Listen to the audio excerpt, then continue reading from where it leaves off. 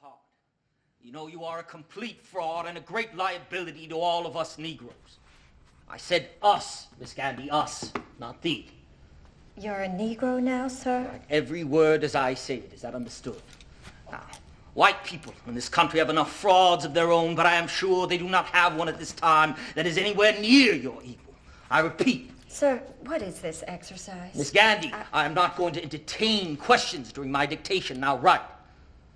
I repeat, you are a colossal fraud, and an evil, vicious one at that.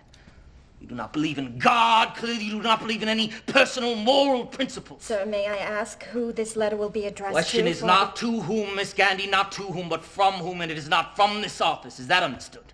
Now, you have turned out to be not a leader, but a dissolute, abnormal, moral imbecile. There's only one thing left for you to do, and you know what that is.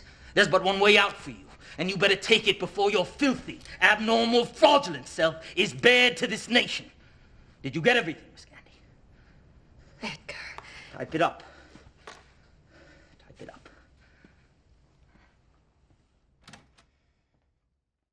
The room was quiet, except for the clink of glasses and the low hum of conversation. Carlos Marcello sat at the head of the table, like he always did. He didn't have to raise his voice to be heard. His presence was enough.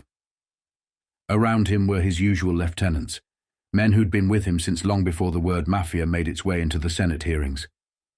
But tonight, someone had brought a guest, an outsider, and outsiders never quite knew when to shut up. The man had opened his mouth about the trouble Carlos was facing, newspaper heat, court dates, rumors of federal probes. Maybe he thought he was helpful. Maybe he thought he was in a safe room. He wasn't. Marcello didn't flinch. He stared straight at the man, eyes cold and flat. Then he leaned forward and growled, quiet but deadly. "Do you know who the fuck we are?" The table went dead silent. The man looked up, confused, unsure whether to answer. He didn't get the chance. Marcello wasn't done. "President after president has known better than to come down south and fuck with us. So, what makes you think anyone else will?" He didn't say another word after that. He didn't have to. The point was made. This wasn't just business. This was legacy. This was machinery. The kind that didn't break. The kind that didn't forgive. And so our story begins. Not the story of Dallas, not the story of Daly Plaza, but something else, something darker. This is the beginning of a path that will take us through the deep south, through the corridors of power, and into the shadows where one of the most feared men in American history operated with silence, strategy, and absolute control. His name was Carlos Marcello, and his fingerprints may be on more than one assassination. This is just a teaser. The real story is still coming. They called it justice. He called it war. By the time the 1960s rolled in, the American public was being sold a dream, one of freedom, democracy, and justice. But under the glossy banners of Camelot and the Cold War, something darker was brewing, something hidden in plain sight. Martin Luther King Jr. had become the conscience of the nation, a preacher turned activist who dared to speak truth to power. But while he called for peace, his own government declared war on him. The Federal Bureau of Investigation, the same agency sworn to uphold the Constitution, had been tracking King since Montgomery. His phones were tapped, his hotel rooms bugged, his inner circle infiltrated. J. Edgar Hoover called it surveillance. History would call it a constitutional disgrace. And yet, that wasn't the whole story, not even close. Because behind the curtains of civil unrest and political idealism, a parallel empire was thriving. An empire born in the shadows and nurtured by power, organized crime. By 1960, only a few men truly grasped how deep that empire ran. Fewer still understood that it wasn't just about drugs, gambling, or stolen goods anymore. The Mafia had embedded itself in the fabric of America, in the very machinery of war, politics, and industrial might. One of the quiet architects of that shadow state was a man named Russell Bufalino. Soft-spoken, patient, invisible. He didn't parade down Fifth Avenue or throw lavish dinners in Miami Beach. Bufalino sat in Pennsylvania and pulled strings like a ghost behind the curtain. If a building was going up in New York, the steel came from his backyard. If a factory needed coal, his boys unionized the mines. If a company stepped out of line, one phone call could shut it down by morning. U.S. Steel? In his pocket. Coal production? His backyard? Ammunition? That too. Pennsylvania wasn't just a state, it was a kingdom, and Russell was its quiet king. While America thundered into the industrial age, while factories roared and bombs were built, the Mafia rode shotgun. They didn't just skim the profits, they moved the product. During the Cold War, they helped supply rebel groups overseas. They smuggled weapons to foreign governments. If you had a war to fight, they had a warehouse full of answers. And still, the rot wasn't limited to steel and bullets. The military-industrial complex, the Central Intelligence Agency, naval intelligence, oil interests, they all had their hands in the same dark pie. It didn't matter if it was Pakistan or Panama, Laos or Libya. Where there was profit, there was policy. And behind policy, there were gangsters. The deeper you looked, the more it became clear. America's war machine wasn't just being funded, it was being run like a racket. By the time the Kennedys arrived, the system had already been built. It ran on kickbacks, intelligence deals, offshore money, and dirty wars. Robert Kennedy saw some of it during the McClellan hearings. He thought he understood. He didn't. He didn't know about Operation Gladio or the weapons and drugs pipeline they called Operation X. He didn't know that South Vietnamese officials were deep in bed with the heroin trade. He didn't know how many Mafia hands had helped finance coups in Latin America and Southeast Asia, or how many CIA agents had slipped envelopes across darkened motel rooms to men with names like Giancana, Trafficante, and Marcello. But the Kennedys had a problem. They needed the White House, and that meant cutting deals. The devil wore many faces in 1960, and one of them smiled from a back room in New Orleans. Carlos Marcello had been untouchable for years.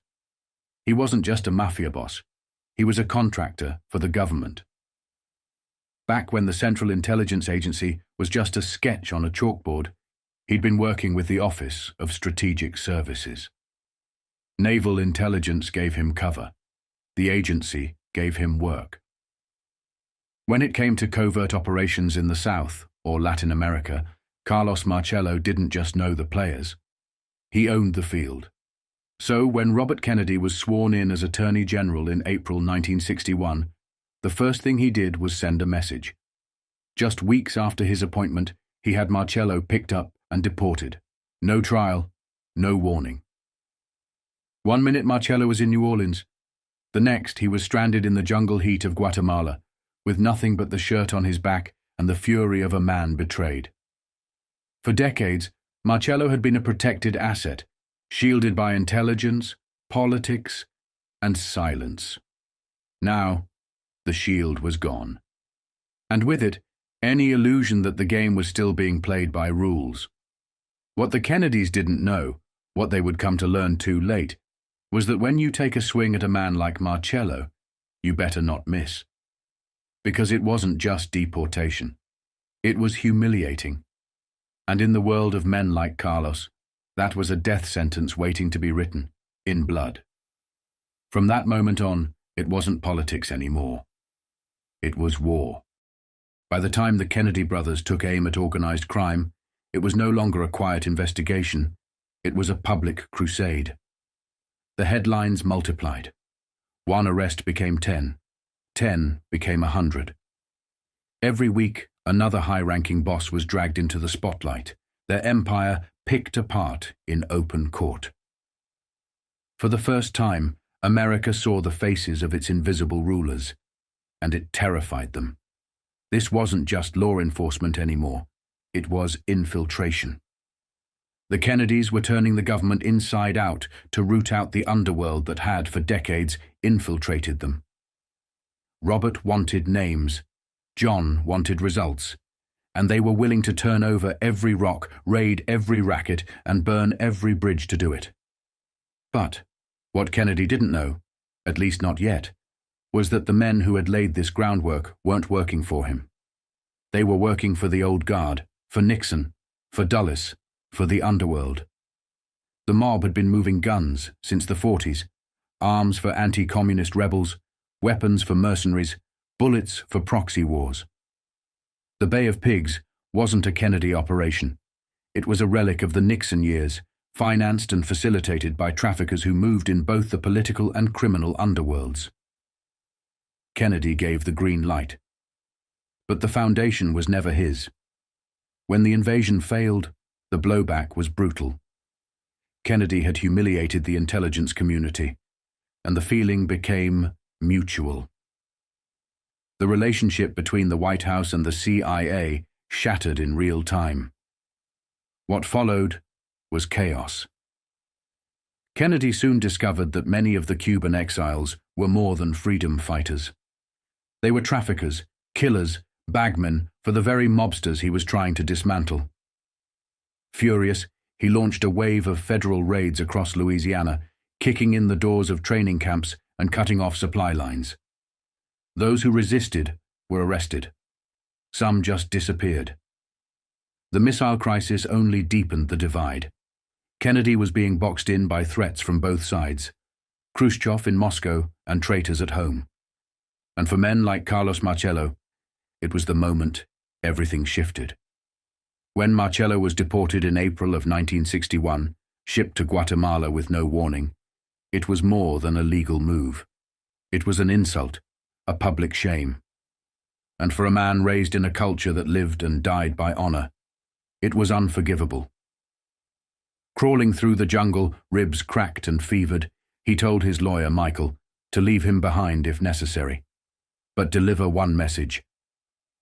Tell my brothers, we strike back. Vendetta wasn't just a word in Marcello's world. It was law. These men came from bloodlines where feuds lasted generations. They didn't forget. They didn't forgive.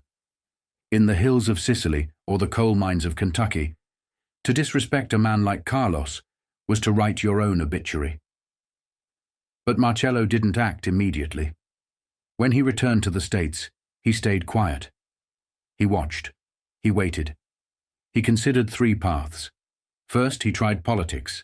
He floated bribes. He checked for weaknesses. Maybe there was a vote to sway, a senator to buy. Maybe a deal could be cut. Second, he tried influence. Frank Sinatra, a favorite of the president, a friend of the mob, was sent to speak to the old man, Joseph Kennedy. Remind him, they said, who helped put his son in the White House. Sinatra tried.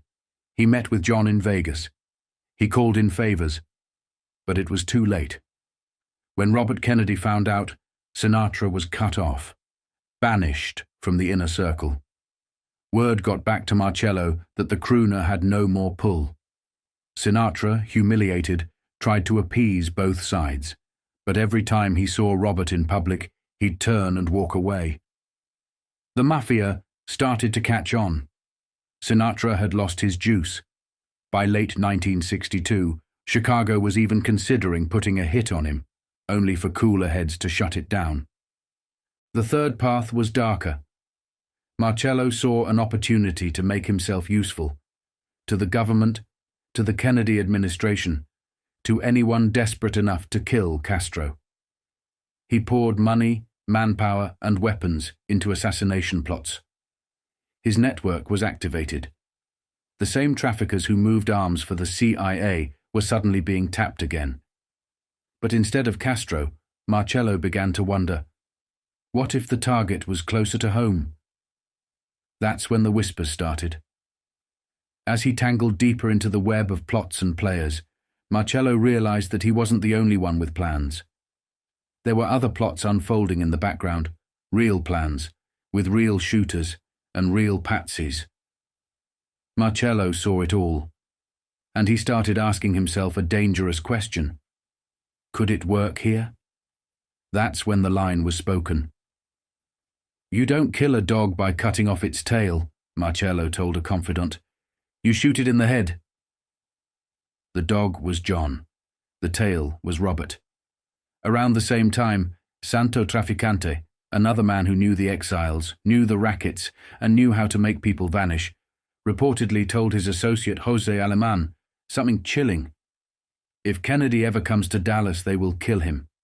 And by late 1962, that prophecy was spreading through the clubs, the bars, the brothels. Everyone in the underworld, strippers, pimps, dealers, seemed to know what the newspapers didn't. If the president came to Dallas, he wasn't coming back. What John Kennedy was trying to do, in the face of an entire establishment built to stop him, was nothing short of remarkable. He wasn't just playing politics, he was waging war, and not just with mob bosses or crooked contractors. He was taking on the system itself, the rot in the floorboards, the men behind the curtain. When Kennedy brought Martin Luther King Jr. into the White House, it wasn't just a photo opportunity, it was a declaration of intent. He knew what he was up against. He knew the Italian syndicates, the Southern power brokers, the establishment hands greased by decades of corruption. None of them would let him or his brother see a second term. But he wasn't backing down. He wanted the American people to see the truth. And when the hearings began, those explosive hearings in October of 1963, where the Mafia's presence in American life was exposed in front of the entire country, it was a line in the sand.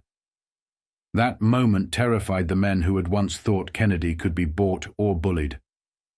Now he was cornering them, and the public, they were starting to wake up. But the South wasn't ready to change.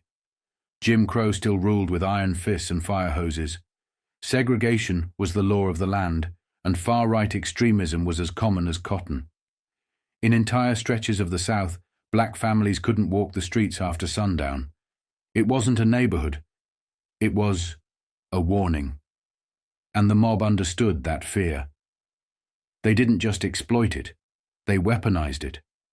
Organized crime figures like Carlos Marcello had long since learned how to control the black vote. You didn't need policies or speeches, you just needed intimidation and logistics. They made it hell to vote, forcing people to travel to distant districts only to be turned away. In some places, gangsters physically sat in voting booths, watching every ballot cast. You didn't tick the box you were told to tick. You didn't walk out of there. Others, the poor and desperate, simply sold their vote. Marcello could bring in 20 or 30,000 voters from nearby towns, have them registered overnight, and flip an election like a dealer flipping a card. Nobody could stop it. Nobody even dared question it. And here's the twist. All those tactics that today get pinned on the Republican playbook, they were pioneered by the Democrats. Back then, the mob wasn't red or blue. They were the color of money. They cut deals with whoever gave them control, votes, judges, contracts, silence. But once Kennedy turned on them, once he made it clear that he was going to rip the mob out by the roots, everything changed. That's when the political machine rebranded itself. That's when the Southern strategy was born. Divide and conquer through race. Keep the poor fighting each other so they never look up and see who's really stealing from their pockets. Martin Luther King saw it all through. He understood this wasn't just a black issue. It wasn't just a white issue. It was a class war. The working poor, black and white, were being crushed, denied healthcare, denied education, denied dignity, and denied the vote. So long as the people stayed divided, the corrupt stayed in power. King's solution? Unity. Real unity. Working-class whites standing beside working-class blacks, not in protest, but in purpose. That was his revolution. Not just against racism, but against the entire machine. He had his flaws, just like Kennedy, just like every man who dares to dream out loud in America. He had affairs. He walked into rooms that would raise eyebrows today. But what he said, and what he stood for, was unshakable.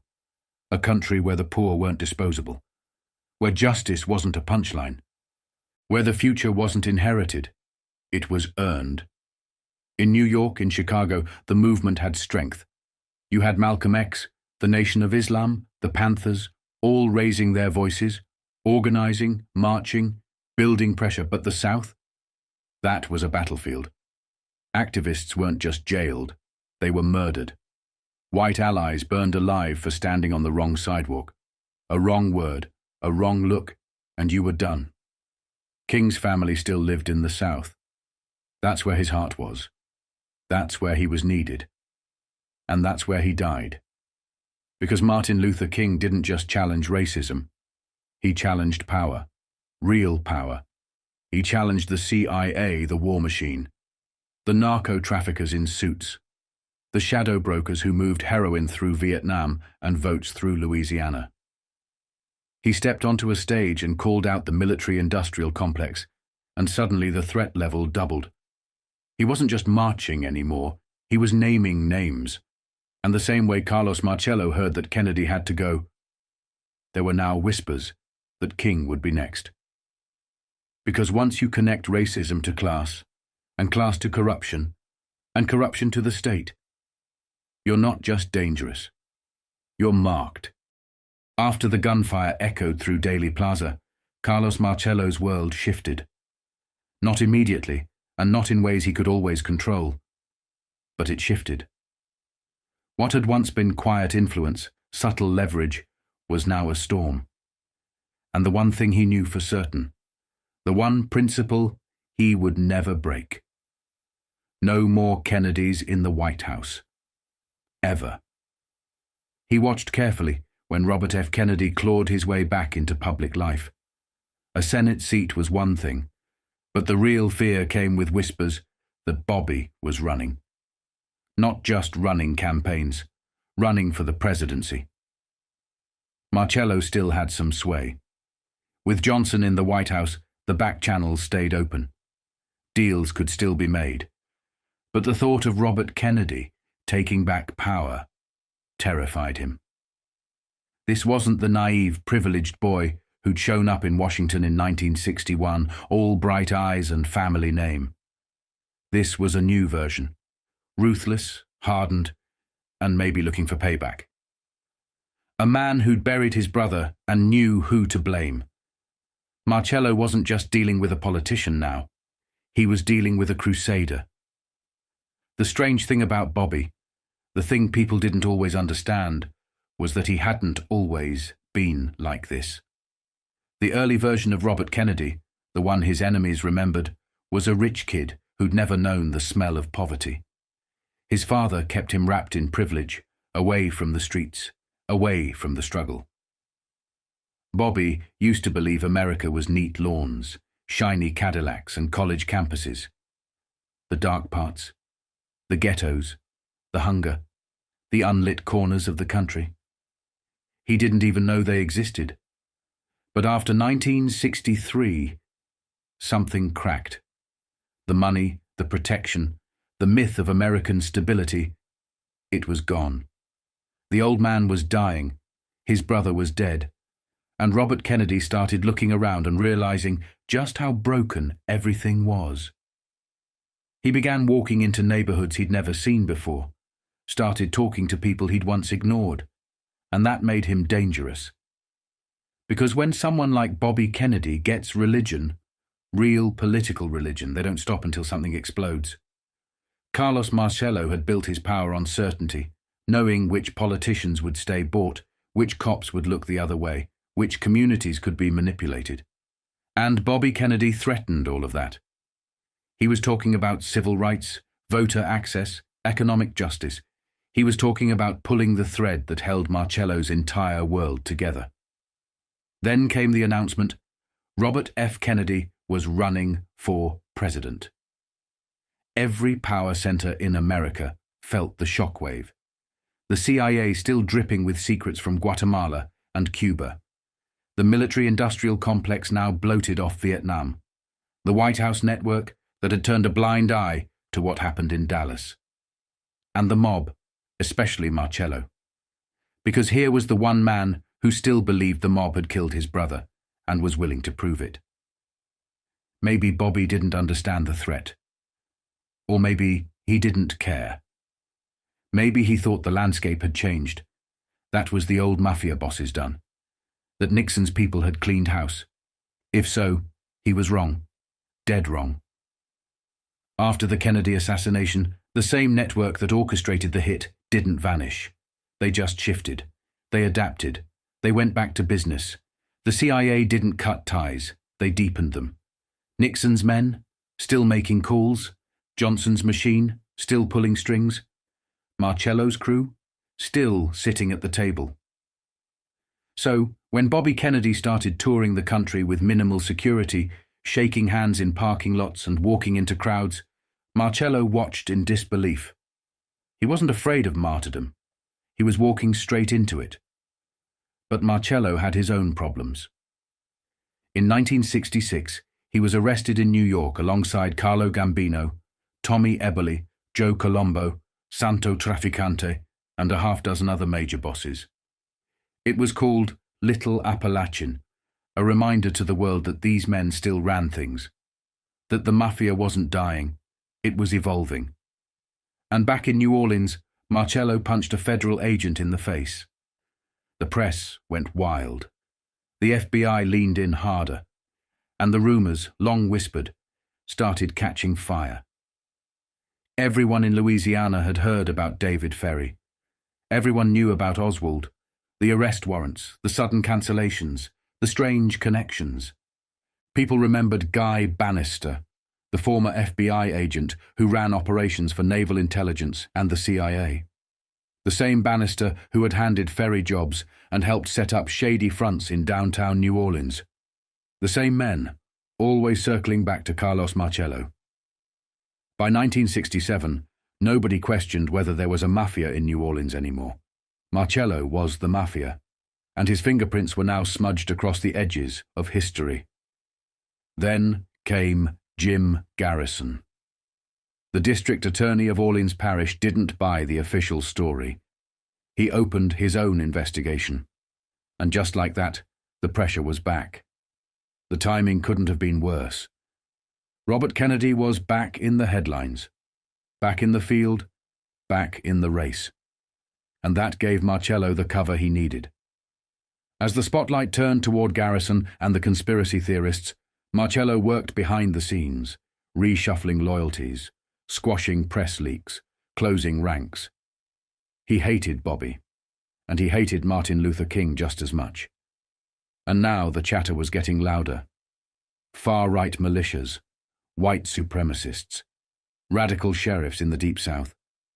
Men who didn't just want to stop the civil rights movement, they wanted to burn it to the ground. Marcello had leverage in all the right places. Sheriffs, judges, district attorneys, everyone owed him something. From Louisiana to Memphis, the old Dixie Mafia network was alive and well.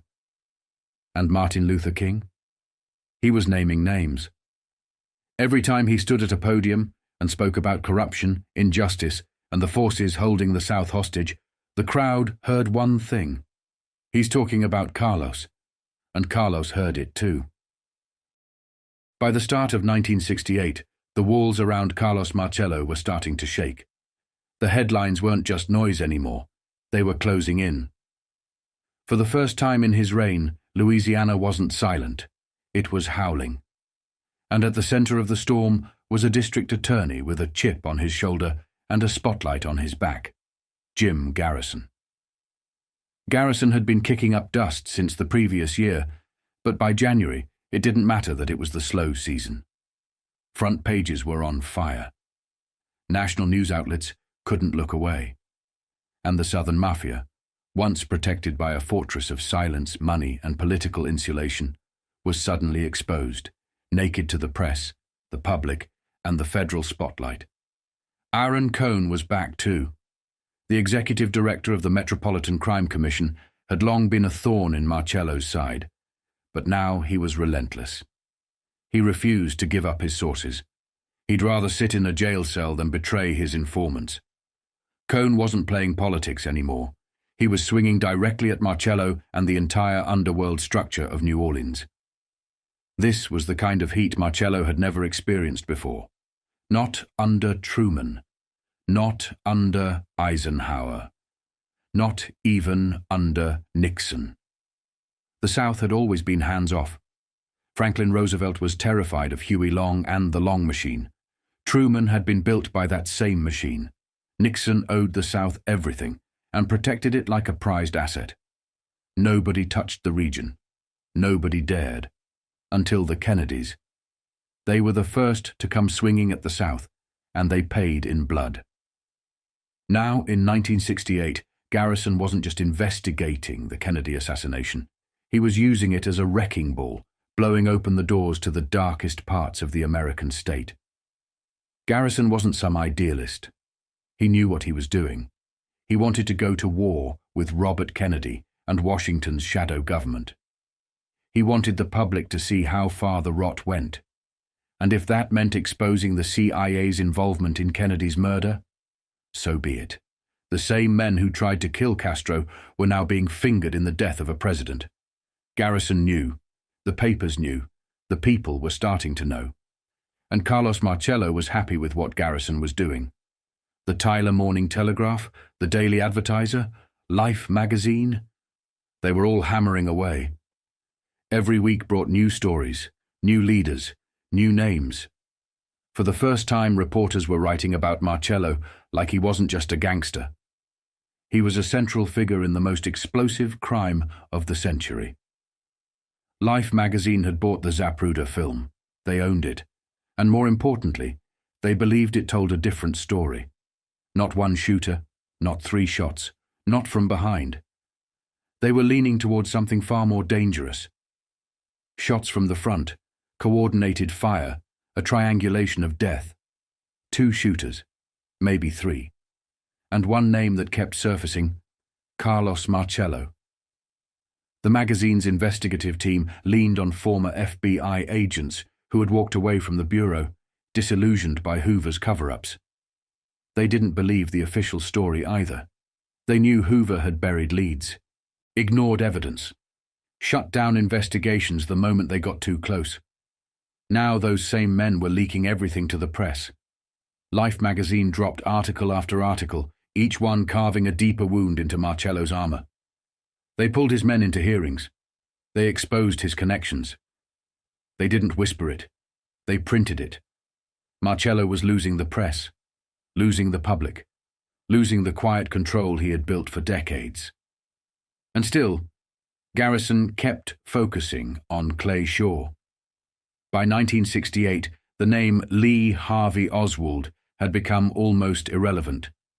The public was no longer obsessed with the lone drifter from New Orleans who pulled the trigger in Dallas.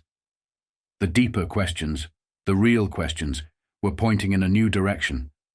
Clay Shaw, Guy Bannister, David Ferry, the FBI, the CIA, the shadow state.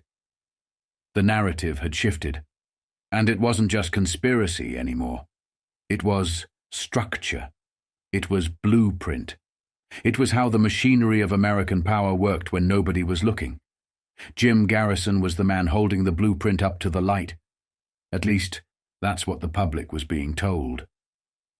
He was the lone DA challenging the deep state, poking around the darkest corners of the Kennedy assassination, daring to say what no federal prosecutor would. That the murder of a sitting president wasn't the work of a lone gunman, but of something deeper, darker, and carefully orchestrated. But that version of Garrison wasn't the whole story. Because while the headlines painted him as a maverick, the real story was far messier. Garrison, as it turned out, wasn't just a public servant looking for justice. He had history. And that history ran straight through the dark underbelly of Louisiana politics and directly to Carlos Marcello. Carlos Marcello wasn't some distant figure watching Garrison's rise from the sidelines. He was the architect, the mentor, the godfather, in every sense of the word. Garrison himself admitted it. in both televised interviews and private conversations. When asked how he'd survived in Louisiana politics, how he rose so fast, how he got back in a state dominated by machine bosses and oil money, he said it plainly. Carlos made me. Marcello had trained him, he founded him, protected him. When Garrison needed doors opened, Marcello opened them. When he needed rivals silenced, Marcello handled it. In Jefferson Parish, in New Orleans, there was the system in Baton Rouge, Carlos Marcello. And now, the man who had once been the quiet consigliere of Louisiana's mob-bent politics was claiming to be its great reformer. The irony was lost on no one. Life magazine saw through it. By 1968, Life wasn't just publishing articles on the assassination. They were publishing exposés, sharp surgical pieces that tore into Garrison's background, his finances, his inner circle. And what they found made headlines of their own. Garrison's team, his so-called investigators, had long-standing connections to Marcello. Some were former enforcers. Others had records sealed by friendly judges. One was even a known bagman for Marcello's gambling rackets. The deeper Life dug, the clearer the picture became. Garrison wasn't attacking Marcello. He was protecting him by deflecting blame elsewhere. Clayshaw? A convenient target. Guy Bannister. A dead end. David Ferry. A ghost. The real threat, Marcello, was quietly being removed from the conversation. And the man doing the removing was the one DA who claimed to be looking for justice. It wasn't just a bait and switch. It was misdirection at the highest level. While the public watched Garrison chase ghosts, Marcello went to work reinforcing his empire. Life magazine didn't let it go. They exposed Garrison as a Marcello loyalist. They printed his political debts. They revealed the quiet meetings, the campaign donations, and the shared protection networks. They published names, timelines, photos. They turned the spotlight not just on the man behind the microphone, but on the man behind him. And suddenly, the Kennedy assassination investigation had another twist. Because if Garrison was shielding Marcello, and Marcello had been in the shadows of Dallas, then who was really behind the smoke? Then came the Ethics Committee. The Daily Advertiser ran the story out of Baton Rouge. Captain Roland Coppola of State Police Troop I was brought in. He testified for over an hour. Nobody said what he revealed. But they all knew why he was there. He had been named in the Life magazine investigation as a friend of Marcello, a public official, a man in uniform. The rot wasn't just in dark alleyways. It was in police stations, courtrooms, and state houses. That's what made it so dangerous. Marcello was being hit from every angle: the press, the courts, the federal agencies, and the ghosts of a dead president. But he hadn't forgotten the biggest threat of all. Robert Kennedy was still alive, still planning, and now running. Jim Garrison was a distraction. Martin Luther King was a threat to the structure. But Robert? He was the one man who could bring the whole damn thing down. And Carlos Marcello knew. If the press didn't stop him, if the feds didn't stop him, then someone else might have to. By March 23, 1968, Carlos Marcello wasn't just a name in the underworld. He was the headline. Again. This time it wasn't drug smuggling, illegal gambling, or voter fraud. It was simpler, but louder. He was heading to federal court in Laredo, Texas, charged with assaulting an FBI agent in broad daylight at the New Orleans International Airport. The victim? Patrick Collins, bureau man. The date? September 30th, 1966. It was the kind of case that usually ended up as a footnote in someone else's rap sheet. But not with Carlos, because Carlos wasn't someone else. Carlos was the man everyone whispered about, but no one publicly challenged. Not without getting hit harder than Collins did. The attack wasn't subtle. No message was misunderstood. Marcello didn't flinch when he did it. An agent got too close, and Carlos reminded him who ran the ground he was walking on. But this wasn't Jefferson Parish anymore. This wasn't some state judge under the table or a sheriff in his pocket. This was federal court. Different rules, and Marcello's team knew it. His lead counsel, Jack Wasserman, came out swinging, not in court, but in the press. He filed 10 motions before trial even began. He asked the judge to gag the media, arguing the newspapers were poisoning the jury pool. Every article that called Marcello a rackets figure or mob boss, he said, was enough to deny him a fair trial. They also pulled a move straight out of the playbook. They got the case moved. Change of venue granted, out of New Orleans, away from the home turf, straight to Laredo, Texas. Judge Ben C. Connolly presided. He promised to rule on the motions in a few weeks. In the meantime, Marcello stayed quiet, at least publicly. Behind the scenes, he was fuming. The media frenzy around the case wasn't just about a slap at an airport. It was about control, about power, and about something else bubbling beneath the surface. Questions about the past, and whispers about what else Marcello might have had a hand in. The headlines that spring weren't just about the assault. They were filled with stories about Garrison, the Mafia, the CIA, the Kennedy assassination. And now, with the death of Martin Luther King, tensions across the country were spiraling. Marcello's trial wasn't just about what happened in September 1966. It was about what kind of man could strike a federal agent and walk away smiling, and what else a man like that might be capable of. By the spring of 1968, Carlos Marcello was done playing defense. For over a decade, he had been hammered by Senate hearings, newspaper crusaders, and political crusades disguised as justice. The Kefauver Committee had dragged his name through the mud in the early 1950s, and worse, they had dragged his family with it. His father, an honest man with one foot in tradition and the other in survival, had left for Italy in shame. He never made it back alive. That coffin didn't just carry a body. It carried Marcello's last trace of sympathy for Washington. That was the moment Carlos changed. Not just as a boss, but as a man. He blamed the system for his father's death. He blamed the press for the harassment. And he blamed Robert F. Kennedy for everything that came after. So, when Kennedy and his allies ramped up the pressure again in the mid-1960s, through the FBI, through immigration, through courtrooms and headlines, Marcello didn't see politics. He saw a long, slow war, and in 1968, he made a choice. He had to remove the threats, permanently. And at the top of that list, Dr. Martin Luther King, Jr. What frightened men like Carlos Marcello wasn't just King's speeches about racial equality, it was what came after. It was King talking about class. It was King standing on podiums and saying the words working poor and military-industrial complex. And the soul of America is rotting.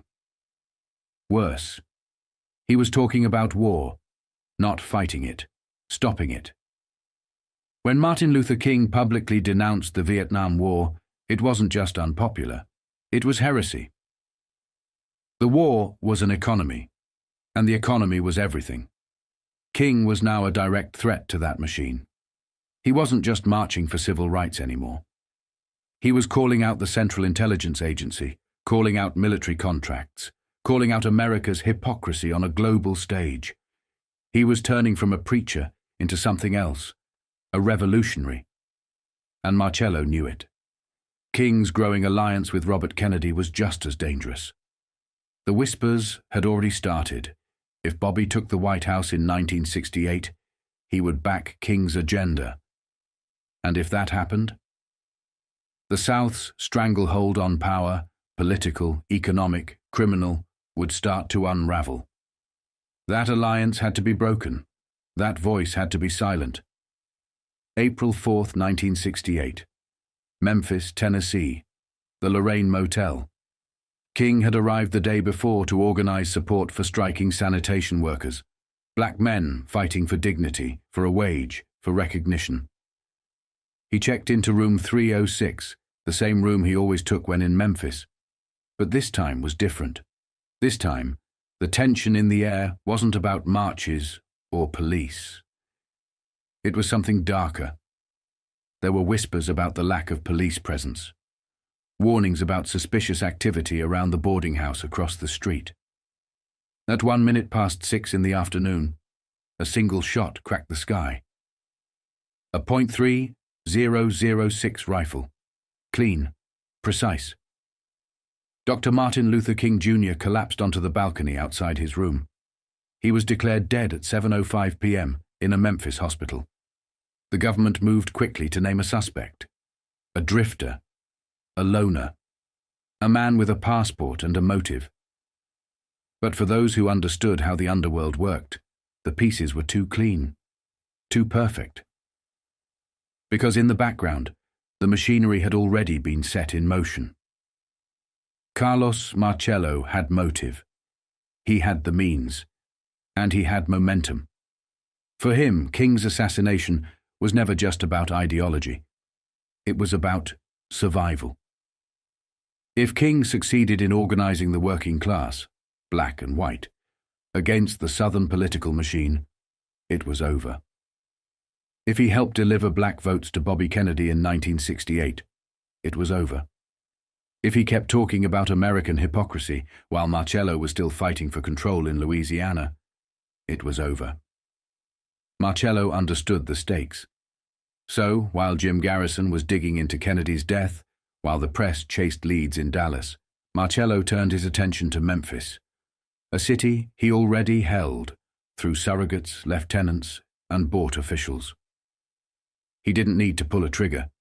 He just needed the wheels to keep turning. The timing couldn't have been more precise. As Robert Kennedy was preparing to run, as King was organizing a new poor people's campaign, as resistance to the war reached a boil, Marcello removed the fuse. One shot. One night.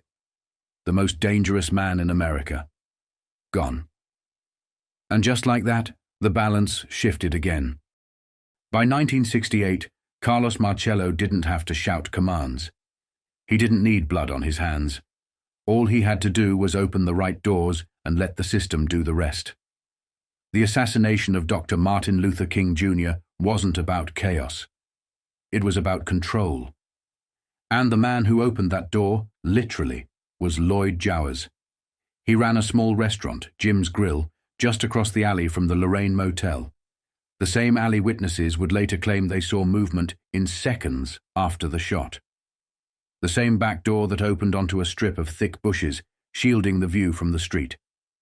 And on April 4th, 1968, it was through that door, according to Jowers, that a smoking rifle was handed off, along with a piece of American history that never made it into the textbooks. At the time, Jowers said nothing. Not to reporters, not to prosecutors, not to anyone. But December 16th, 1993. That changed. Live on national television with civil rights attorney William Pepper pressing him. 73-year-old Lloyd Jowers finally broke the silence. Was there a conspiracy involving more than one person? Yes, sir. Sure. Were you involved in this conspiracy to kill Dr. Martin Luther King Jr.?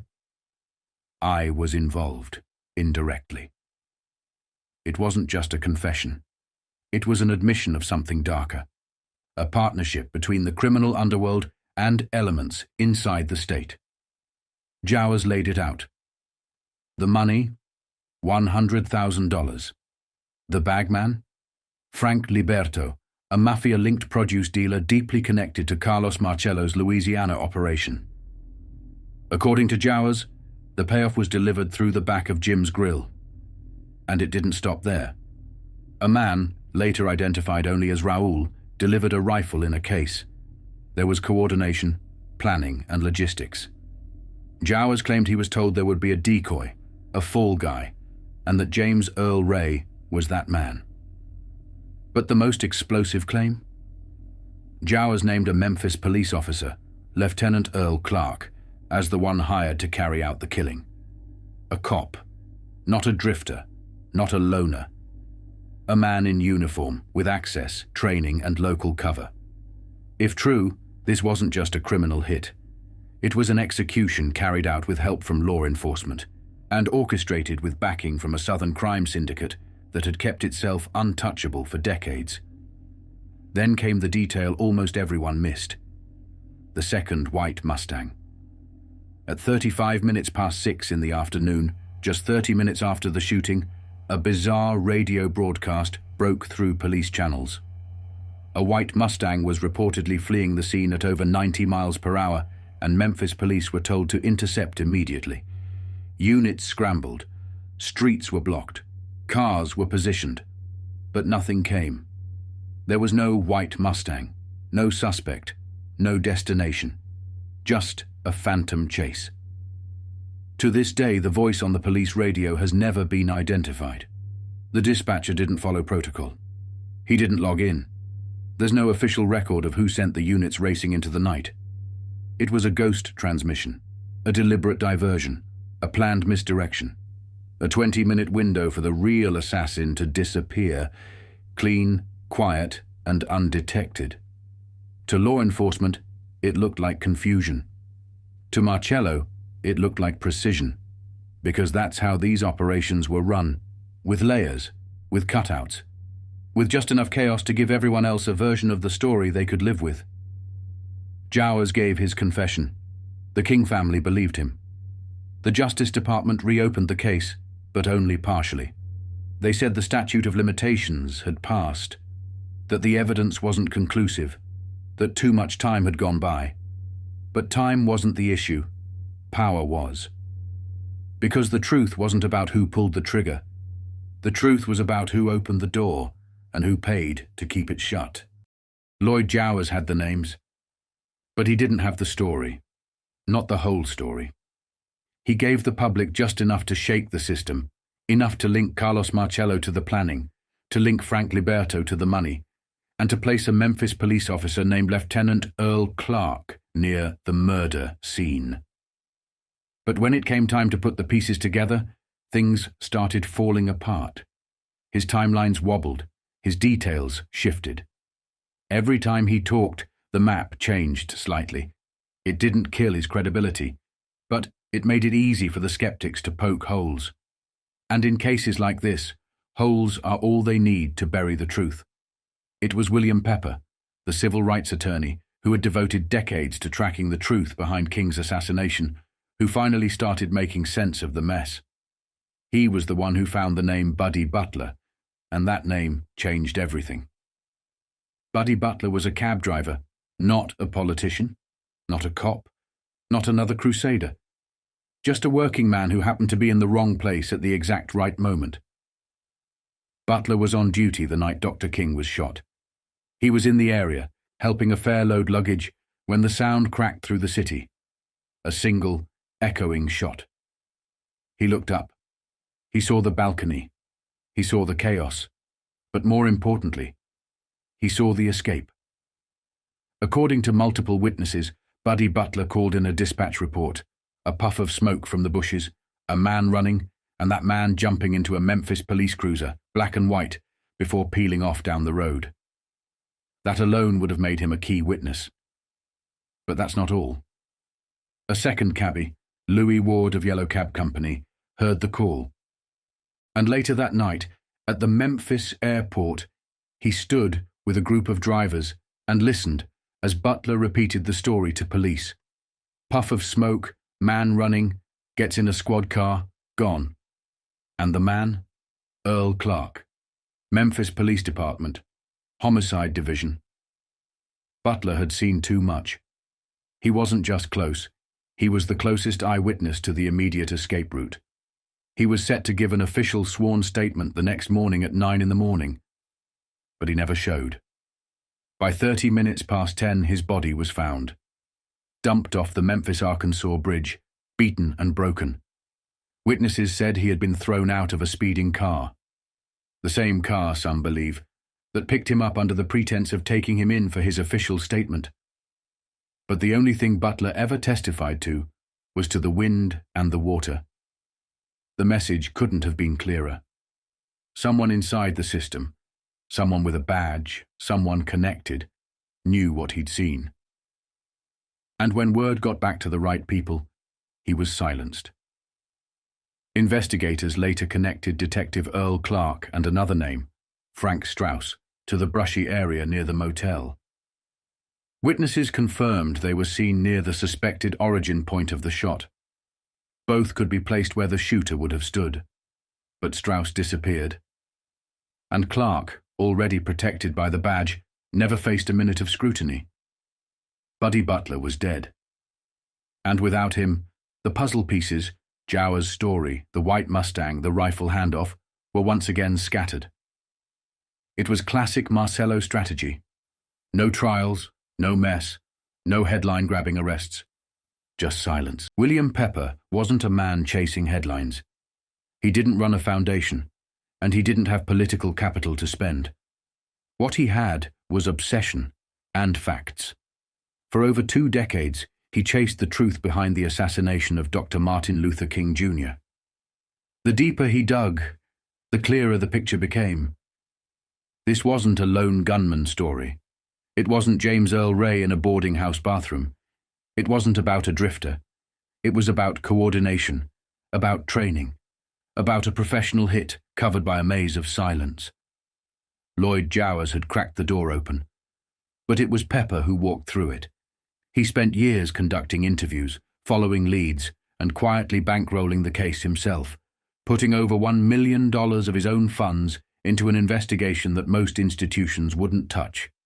And when he connected the dots, he pointed to one man, Frank Strausser. Not Ray, not Clark. Strausser. Clark, he concluded, was the spotter, the man who called the shot, positioned the scene, managed the cover. But the shooter, the man who pulled the trigger. Frank Strausser, the Memphis Police Department's top marksman, a man who had spent his entire career behind a scope. Pepper tracked down a former janitor from a local firing range, an unremarkable witness on the surface. But what he told Pepper changed everything. Strausser, he said, had been practicing for hours on end, weeks before the assassination. Same rifle, same trajectory. Brought in, oddly, by a member of the Memphis Fire Department. An unusual connection, but not an accidental one. Strausser wasn't just shooting. He was rehearsing, repeatedly, meticulously, like a man with an assignment. Pepper held back the name for years, not out of uncertainty, but out of fear. Curtis, the janitor, had already been harassed, threatened. His family watched. Attempts had been made to pressure him into silence. He feared for his life. He feared more for his sons. So Pepper kept it quiet, until the case became too big to bury. Then came the physical evidence. A plaster mold, taken from the brush behind the Lorraine Motel, captured a footprint where the shooter had presumably stood. Size 13, an unusually large shoe. Not common, but a perfect match to Strausser's documented boot size. It wasn't enough for an arrest, but it was enough for history. Pepper wasn't chasing indictments anymore. He was building a record, brick by brick, lead by lead. Every line tied back to a web of coordination between elements of the Memphis police, fire personnel, local mafia operators, and a system that couldn't afford the world King was trying to build. Because in that world, the poor marched with the poor. Black, white, brown, it didn't matter. In that world, prisons didn't generate labor, wars didn't feed industry, and Southern bosses didn't get to choose which voices got silent. Strausser's name was barely known to the public, but in the shadows of the 20th century, he had fired the shot that changed history. And that shot, Pepper proved, didn't come from a drifter's rented room. It came from a man trained to kill, and protected by a system built to erase him. Carlos Marcello was never just a gangster. He was an architect of confusion, a master at making you chase ghosts while he rearranged the furniture. Every job he touched had 100 exits, 100 stories, and just enough truth to make the lies feel real.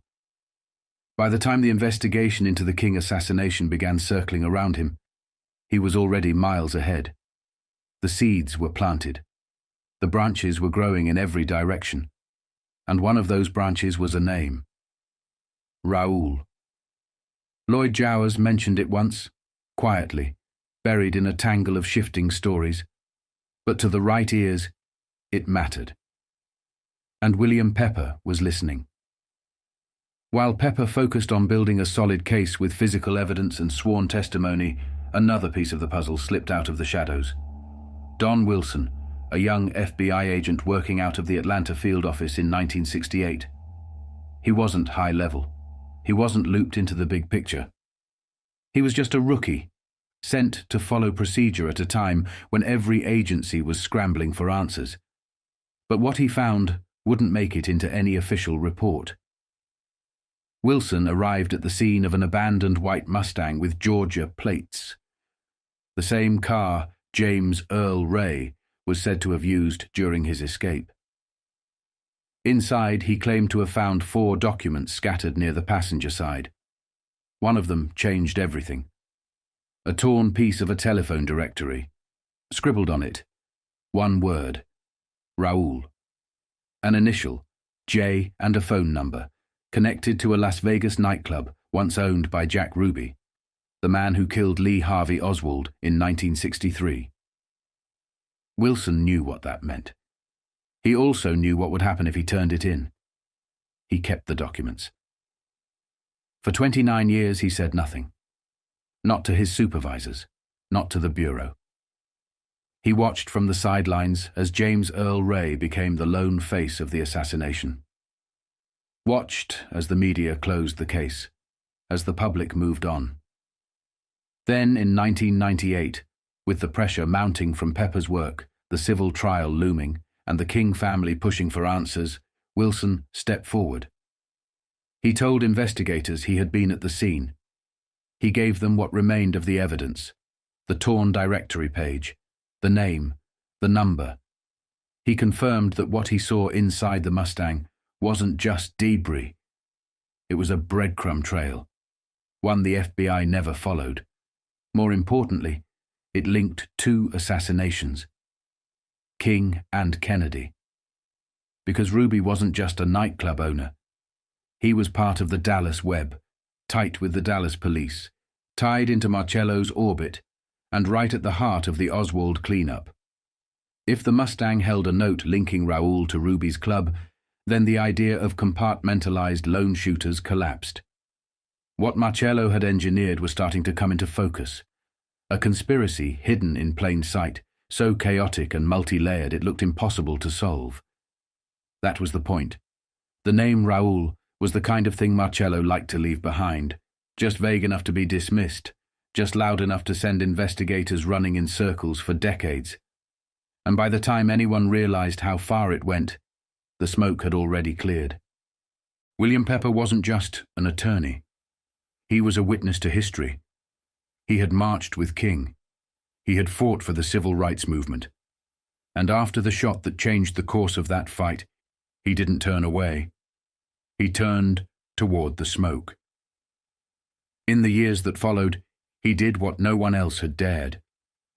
He stepped forward to represent James Earl Ray, the man blamed for assassinating Dr. Martin Luther King Jr.